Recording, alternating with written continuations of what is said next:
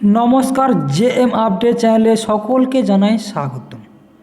আজকে আবারও একটা লেটেস্ট আপডেট নিয়ে কিন্তু আমরা চলে এসেছি, যেটা হচ্ছে রাজ্য হাসপাতালে গ্রুপ ডি নিয়োগের একটি বিজ্ঞপ্তি প্রকাশিত করেছে।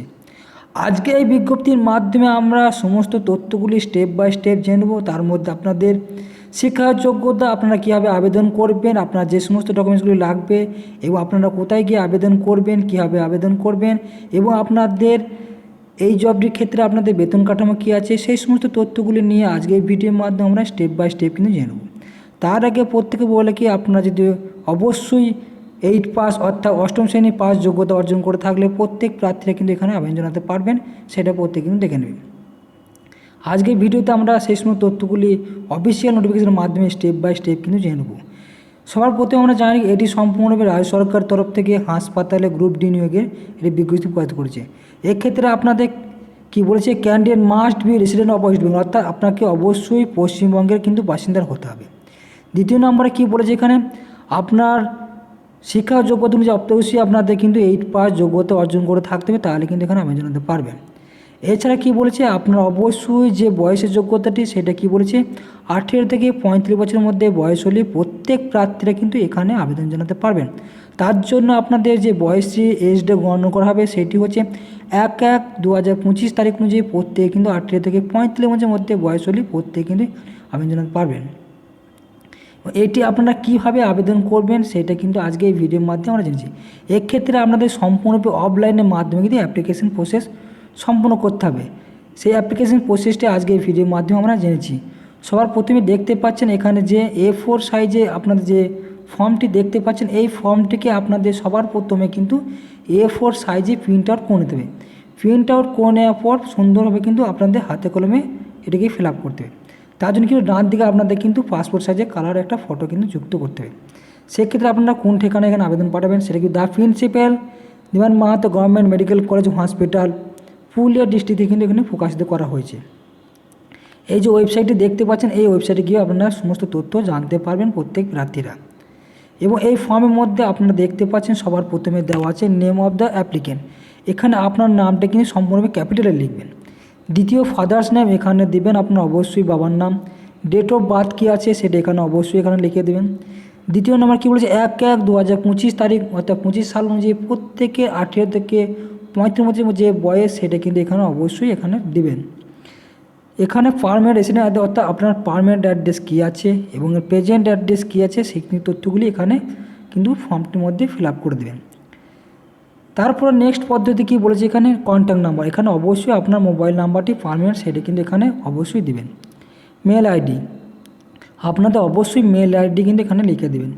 যেটা এখানে লিখে দেবেন মেল না ফিমেল অবশ্যই দিবেন। ন্যাশনালি কি অবশ্যই ইন্ডিয়ান লিখবেন। রিলিজিয়ান কি আপনি হিন্দু না মুসলিম বা ইসলাম, সমস্ত এই তথ্যগুলি এখানে কিন্তু দেবেন। নেক্সট ধাপে কী বলেছে, আপনার কোয়ালিফিকেশান কী আছে, আপনার অষ্টম শ্রেণী পাস যোগ্যতা অ্যাপ্লিকেশন, যেহেতু আপনার যদি হায়ার এডুকেশন যদি থাকে সেই তথ্যগুলি এখানে দিতে পারবেন।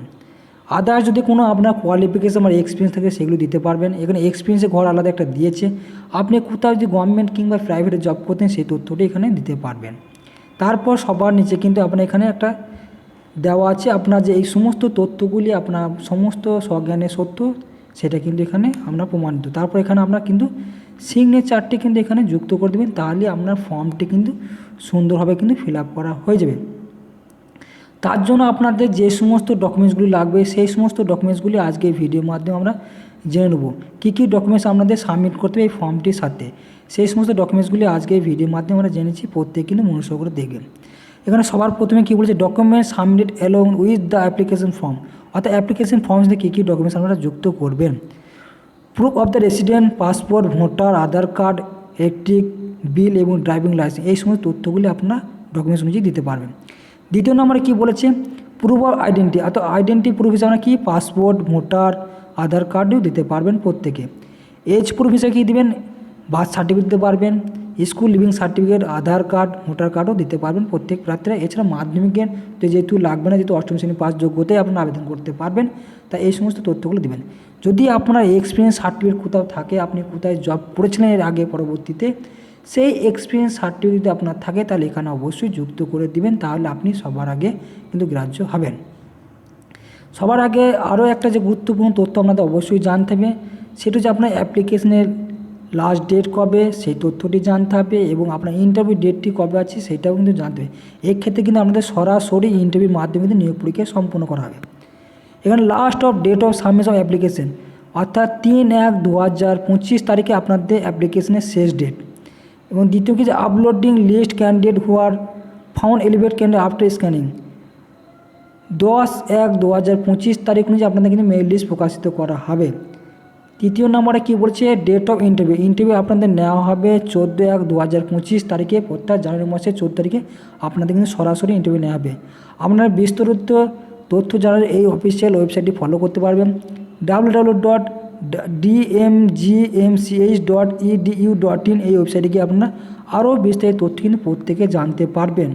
সেই তথ্যটি কিন্তু এই নোটিফিকেশনের মাধ্যমে তা কিন্তু বলে দিচ্ছে, প্রত্যেকে কিন্তু মনোযোগ করে দেখে নিতে পারবেন।